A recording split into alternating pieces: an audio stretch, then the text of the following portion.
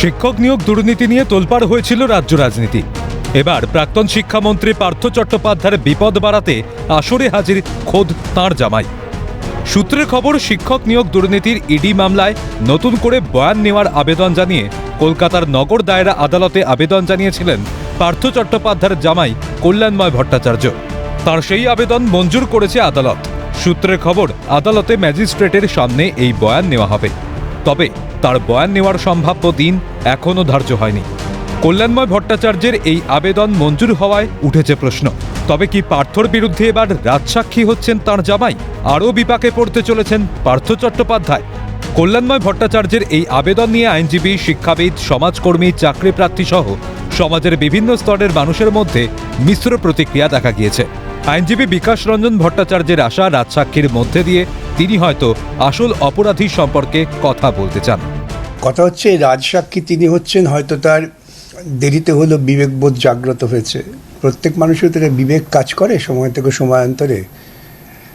এখন এটা তো পার্থ চ্যাটার্জির বিরুদ্ধে না, এটা তো গোটা রাজ্যের শিক্ষক নিয়োগ প্রক্রিয়ার বিরুদ্ধে। এখন এই রাজসাক্ষীর মধ্য দিয়ে তিনি হয়তো আসল অপরাধী যিনি আছেন তার সম্পর্কে কথা বলতে চান, সেটা আমরা আশা করব। এখন তিনি রাজসাক্ষী হয়ে যদি অপরাধীদের আড়াল করতে চান তাহলে সেটা অন্য কথা।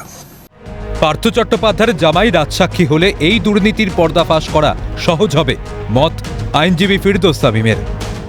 নগদে যদি আর্থিক লেনদেন হয়ে থাকে, ফলে সেটিকে কিভাবে এই কালো টাকা সাদা করা হয়েছে, কোন কোম্পানির মাধ্যমে, কোন ট্রাস্টের মাধ্যমে, কিভাবে এই টাকাগুলো সাইফন্ড হয়েছে, সাইফন্ড হয়ে আলটিমেট কোথায় গেছে, এইগুলো জানার জন্য এবং বোঝার জন্য একজন সূত্রধরের প্রয়োজন। এবং খুব যথার্থভাবেই সেই সূত্রধর যদি একেবারে ওই উপরের দিকের কারোর খুব ঘনিষ্ঠ হয়, তাহলে সেই সূত্রধরের মাধ্যম দিয়ে সহজেই এই পুরো বিষয়টিকে আনাত করাটা অনেকটা সহজ হবে। ফলে খুব স্বাভাবিকভাবে, যেহেতু পার্থ চট্টোপাধ্যায়ের তিনি জামাই, তিনি অভিযুক্তও বটে, তিনি বেনিফিশিয়ারিও বটে, ফলে তিনি যদি এই সাহায্য করেন তাহলে খুব স্বাভাবিকভাবেই তদন্তকারী সংস্থার পক্ষে সেটা আনাত করাটা সহজ হবে। এই দুর্নীতির বিষয়ে পার্থ চট্টোপাধ্যায়ের জামাই নতুন কিছু আলোকপাত করতে পারেন, আশা শিক্ষাবিদ পবিত্র সরকারের। তবে কল্যাণময় ভট্টাচার্য নতুন কিছু নিশ্চয়ই বলবেন। পুরনো যা বলেছিলেন সেগুলো এখন রেকর্ডে আছে। নতুন কি বলবেন তার জন্য আমরা প্রতীক্ষা করে থাকবো। আর কি নতুন আলো ফেলে এই কদর্য ঘটনাগুলো, এই কদর্য ইতিহাসের ওপর কি নতুন আলো ফেলে সেটা আমরা দেখবো, এইটুকুই, আর কিছু না। চাকরি প্রার্থী অরুণিমা পালের দাবি, দুর্নীতির বিষয়টি প্রকাশ্যে এনে দ্রুত ন্যায় বিচার সম্পন্ন করা হোক। আমরা এখনো চাইছি যারা জানেন সত্যটা, তারা এই যিনি কল্যাণ ভট্টাচার্যের মতন যারা এখনো আছেন, তারা প্রত্যেকটা সত্যিগুলোকে সামনে আনুন এবং ন্যায় বিচারটা সম্পন্ন করুন।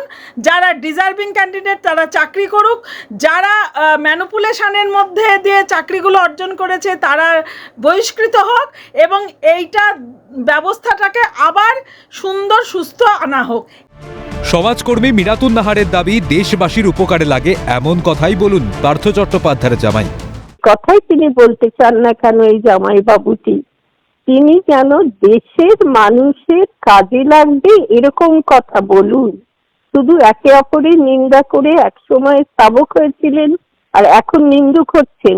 এই স্তাবকতা আর নিন্দুকতার সম্পর্কে আমার কোনো প্রকার কোনো আগ্রহ নেই। আমি শুনতে চাই এরা দেশবাসীর জন্য কি কাজ করেছে, কি কাজ করতে চায়, কি কাজ করতে পারেনি, দুঃখ প্রকাশ করুন।